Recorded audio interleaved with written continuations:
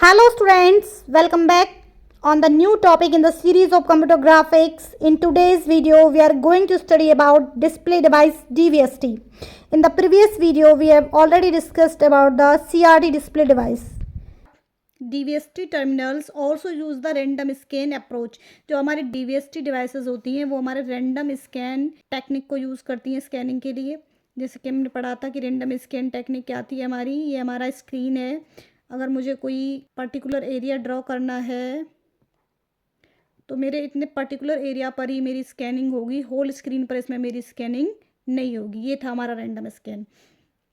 तो DVST terminals also use the random scan approach to generate the image on the CRT screen. तो जो DVST display devices होती हैं वो हमारी रैंडम स्कैन अप्रोच को यूज़ करती हैं स्क्रीन पर इमेज को जनरेट करने के लिए। द टर्म स्टोरेज ट्यूब, अब आप जो ये देख रहे हो DVST, तो इसमें जो स्टोरेज ट्यूब जो टर्म है हमारा, ये क्या कहता है, refers to the ability of the screen to return the image which has been projected against it. अब ये स्टोरेज जो ट्यूब होता है इसका मेन काम क्या होता है, इसकी एक एबिलिटी होती है, ये हमारी इमेज को स्क्रीन पर क्या करके रखती है, रिटर्न करके रखती है, स्टोर करके रखती है। तो इससे क्या है कि भाई हमें हमारी इमेज को बार बार रिफ्रेश नहीं करना पड़ता। जैसे कि उसमें देखा था हमने कि हमारी कोई इमेज अगर हमें ड्रॉ करनी है तो हमें इस इमेज को 30 to 60 फ्रेम्स पर सेकेंड रिफ्रेश करना पड़ रहा था रैंडम स्कैन के उसमें। तो इसमें एक स्टोरेज ट्यूब लगी हुई होती है, एक स्टोरेज ग्रिड लगी हुई होती है जो क्या करती है हमारी इमेज को स्टोर करके रखती है, जिससे कि बार बार हमें इस रिफ्रेशिंग को नहीं करना पड़ता है, ये रिफ्रेशिंग को अवॉइड करता है। तो DVST uses storage, DVST storage grid का यूज़ करती है जिसकी हेल्प से हम हमारी पिक्चर की इन्फॉर्मेशन को क्या कर लेते हैं, स्टोर कर लेते हैं।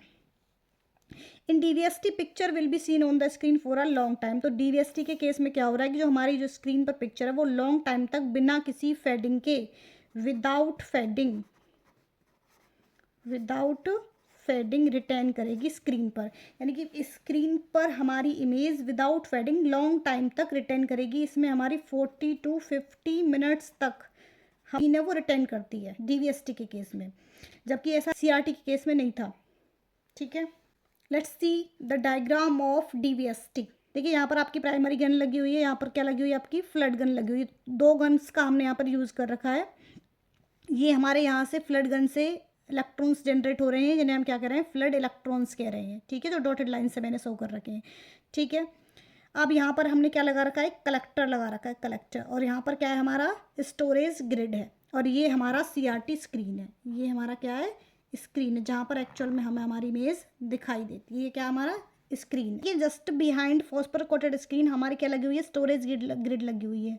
अभी इनके बारे में हम पढ़ेंगे कि स्टोरेज ग्रिड हमारा क्या करती है, कलेक्टर क्या करता है, फ्लड गन्स क्या है। देखिए कलेक्टर का बेसिक जो काम होता है, कलेक्टर का काम क्या होता है कि जो आपके फ्लड इलेक्ट्रॉन्स है इसको उनको स्मूथनिंग प्रोवाइड कराता है। ये क्या प्रोवाइड कराता है, कलेक्टर स्मूथनिंग। और स्टोरेज ग्रिड क्या करती है, स्टोरेज जब आपके इलेक्ट्रॉन्स जनरेट होंगे फ्लड गन से तो ये आपके उन पिक्चर्स का जो पैटर्न है उसको क्या करके रखेगी, स्टोर करके रखेगी स्टोरेज ग्रिड, जिससे आपको बार बार रिफ्रेश नहीं करना पड़ेगा।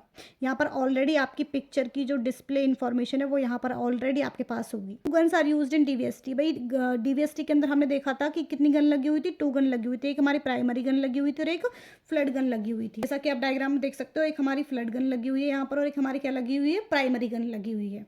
देखिए प्राइमरी गन क्या होती है, it is use to store the picture pattern. Primary gun का काम होता है कि हमारी पिक्चर का जो पैटर्न है उसको स्टोर करके रखती है। ठीक है, और फ्लड गन जिसे हम सेकेंडरी गन भी कह देते हैं, इसका मेन काम क्या होता है, it is use to maintain picture display. देखिए अब आगे देखते हैं।